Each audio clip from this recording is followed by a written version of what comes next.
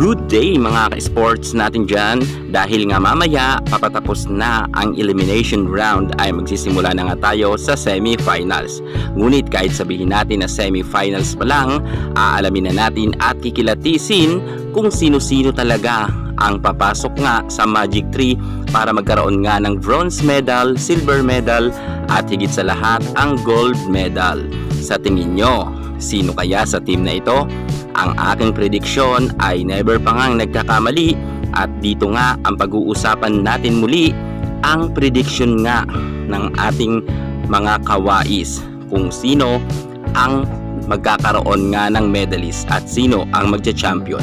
Malalaman nyo na ngayong araw at sure tayo na sila na talaga ang nakikita ko at lumabas nga sa ating bolang kristal. Sino-sino ang team? Kaya't panoorin nyo ang ating vlog hanggang sa dulo.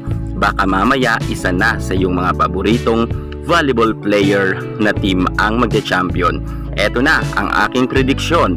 Pero bago ang lahat muna, kung ngayon ka pa na napadpad sa aking YouTube channel, subscribe na. I-click ang ating notification bell para lagi kang updated sa lahat ng issue sa volleyball. Susunod na!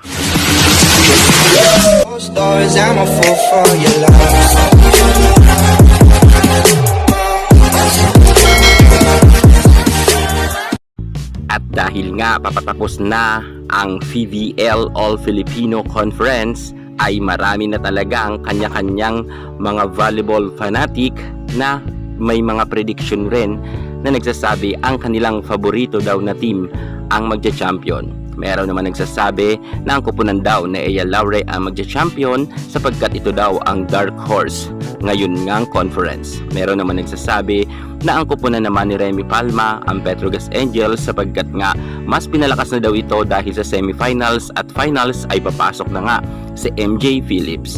Meron naman mga ka-sports nagsasabi na ang defending champion pa rin na ang Creamline Cool Smashers ay sila pa rin daw ang mamamayagpag ngayon conference at para madepensan raw nila ang kanilang corona. At may nagsasabi naman na ang ating CC Rondina daw na team ang magcha-champion ngayon. Ngunit lahat naman kayo ay meron mga kanya-kanyang prediksyon, ngunit eto naman ang aking prediksyon. Ipapaliwanag ko sa inyo ng mabuti para maintindihan nyo kung bakit ko nasabi na itong aking prediksyon ay medyo talaga mas tama nga dahil nga kikilatisin natin ang bawat team. At eto na nga mga ka-sports, unahin na nga natin dyan ang bronze medalist. Para sa akin, ang bronze medalist walang iba kundi ang kupunan nga ng ating boss Dina Wong. Bagamat isa sa mga team na paborito ko ang ating Choco Mucho, nakikita ko kasi na sobrang maraming kulang nga sa team na ito. Wala nga si Des Cheng na isa sa mga pinakamagaling nilang outside hitter at wala nga rin ang kanilang magaling na middle blocker na si Ogun Sanya. Dahil nga si Adoke ay pansamantala pa rin nagpapagaling hanggang sa kasalukuyan. At eto pa nga ang isa sa mga pinakamasakit nga sa Choco Mucho na walan nga sila ng isa sa kanilang mga scoring machine, walang iba kundi ang kanilang magaling na opposite hitter na si Kat Tolentino. Dahil nga wala nga si Kat ay mahihirapan talaga ang kupunan nga ng Choco Mucho. Bagamat may angking kagalingan naman si CC Rondina, ngunit makikita natin na medyo naghihirap nga ang kanilang team ngayon.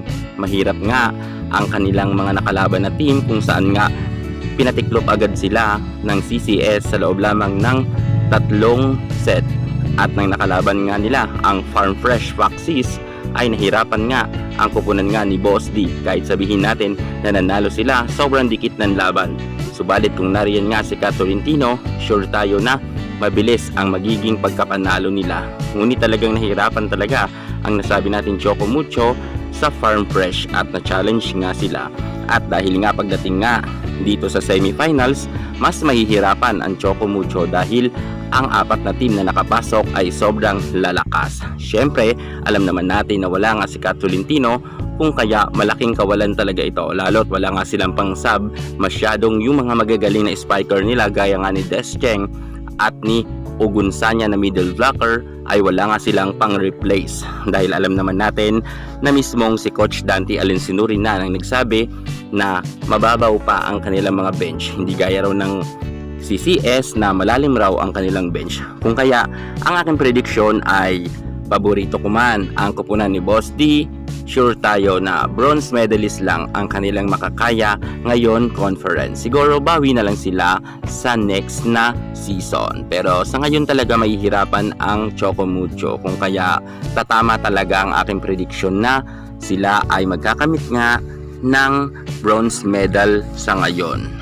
At ayon naman sa aking prediction, ang makakakuha ng silver medalist walang iba kundi ang Petrogas Angels. Bakit ko nasabi na ang Petrogas Angels? Sa kadahilanan nga, muntikan pa nga silang matalo ng nasabi nating Creamline Cool Smashers dahil inabot nga ang kanilang score sa 13 at 15. So dikit talaga ang laban. Nagkataon lang na medyo inalat nga dito ang Creamline kung kaya natalo nga nila. Pero kung tutuusin ay kayang-kaya silang pataubin ng Creamline Cool Smashers kahit meron pa nga silang Brock Van Sickle. At hindi lang yan mga ka-sports. Medyo hindi naman ganoon talaga kagalingan ang Petrogas. Sinuswerte lang talaga kahit nga sa Cherry Tigo nang natalo nga nila ang Cherry ay inabot rin ang kanilang score sa 13 at 15 din. O diba mga ka-sports, kitang-kita naman natin na hanggang 5th set nila tinalo ang CCS at gayon din ang Cherry Tigo. Ibig sabihin ay hirap na hirap rin dito ang nasabi nating Petrogas. Bagamat na rin nga si Brock Van Sickle kung kaya nga medyo nakasurvive sila. Pero pag usapin kasi pag dito nga sa finale na ay ibang klase na ang level nga ng laro. Kung kaya baka gulatin na ang Petrogas ng mga makakaharap nila. Baka nga ang Petrogas pa dito ang mga kung sakasakali. Pero syempre alam naman natin na kung papasok ka si MJ Phillips ay talagang aakyat sila sa mas mataas na ranking. Gaya nga ngayon makakamit nila ang silver medal sapagkat ang alam ko kasi ay maglalaro na nga itong si MJ Phillips. So lalakas na ang kanilang middle blocker na posisyon at mas magiging solid na, lalo't malakas rin si Remy Palma. Lalo may Brock Van Sickle sila at malalakas nga ang mga players din dito ngayon sa Petrogas. Kung kaya medyo sila talaga ang magkakamit nga ng silver medalist. At sino naman ang champion? Siyempre, walang iba kundi ang nag-iisang defending champion pa rin, ang Creamline Cool Smashers. At paano ko nasabi na ang Creamline Cool Smashers ang magcha-champion nga ngayon conference? Siyempre, sila nga ang defending champion. At hinding-hindi yan magpapadaig basta-basta sa kanilang mga makakatunggali dahil alam naman natin na mataas talaga ang pride ng CCS dahil gusto talaga nila na madepensahan nga ang kanilang corona. At higit sa lahat mga ka-sports, ang ating Alyssa Valdez, kitang-kita naman natin na kapag palapit na nga ang semifinals at lalo higit ang finale nga, lalo pag battle for gold ay mas nagle-level up nga ang mga players nga dito. Alyssa Valdez, Tots Carlos, Gemma Galanza, Michelle Gumabaw at Pangs Panaga, Risa Sato at halos karamihan nga dito ng mga players ay nag-iiba ang level nila sa paglalaro kapag nasa finale na. Alam natin na iba kasing klase ang nasabi nating mga players ng Creamline. Mas malalim talaga sila kung ikukumpara natin sa ibang mga players. Tulad ng sabi ko, yung nakita ninyo sa prelims, hindi talaga yon ang tunay na laro ng Creamline. Kapag dito na sa semifinals, lalo higit sa battle for gold na, ay mataas na mataas talaga ang level ng kanilang nilalaro. Kung kaya masasabi ko talaga na ang Creamline Cool Smashers pa rin ang magcha-champion. Pero syempre magiging mahigpit ang kanilang tunggalian nga ng Petrogas Angels at sure tayo na aabutin nga ito sa 5th set. Alam natin na walang magpapatalo sa dalawang team na ito, ngunit para sa akin prediction, silver lamang talaga ang Petrogas at gold medal dito ang ating Phenom Superstar team. At sa mga nagtatanong kung ang Cherry Tigo ay magkakaroon ba ng medal, sa tingin ko ay hindi pa. Babagsak pa rin sila sa 4th place at wala pa rin silang pag-asa na matalo ang nasabi nating Chocomucho. Ngunit if ever naman na mababago ang mga players at papasok si Kat Tolentino, ay silver medal pa rin dito ang nasabi nating Choco Mucho at babagsak sa bronze medal ang Petrogas Angels kung wala naman si MJ Phillips. At ganito nga ang magiging senaryo natin.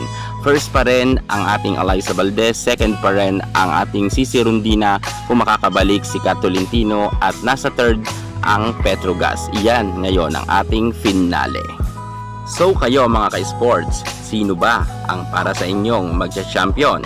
Ito ay aking batay lamang sa prediksyon. Siyempre, ang inyong opinion naman ang aking hihingiin. Comment naman kayo sa baba. Yan muna ang pinaka-latest natin sa mundo ng volleyball. At para hindi ka mahuli sa lahat ng issue pagdating sa larangan sa volleyball, subscribe na. Thank you so much. God bless.